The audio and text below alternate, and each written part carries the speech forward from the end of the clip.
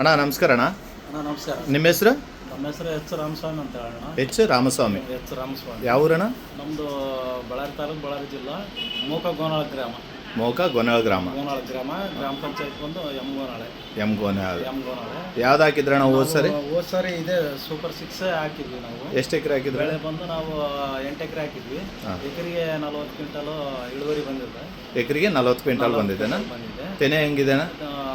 ದುಡುವಾಗಿ ಒಳ್ಳೆ ಸೈಜಾಗಿ ಬಂದಿದೆ. ಏನು ಕೆಳಗೆ ಬೀಳೋದಾಗ್ಲಿ ಇಲ್ಲ, ಆ ಥರದ್ದು ಏನು ವಿಲ್ಟ್ ಬಂದು ಏನೋ ಸಾಯೋದಾಗ್ಲಿ ಆ ಥರದ್ದು ಏನು ಎಫೆಕ್ಟ್ ಇಲ್ಲ. ಇಳುವರಿ ಚೆನ್ನಾಗಿ ಬಂದಿರೋದಕ್ಕೆ ಮತ್ತೆ ಈ ಸಾರಿ ನಾವು ಬಿತ್ತನೆ ಮಾಡೋಕ್ಕಾಗಿ ಬೀಜ ತಗೊಂಡು ಹೋಗ್ತೀವಿ. ಎಷ್ಟು ಎಕರೆ ಆಗ್ತಾ ಇದ್ರಣ್ಣ ಈ ಸಾರಿ? ಈಗ ಒಂದು 15 ಎಕರೆ ಆಗ್ತದೆ. 15 ಎಕರೆ.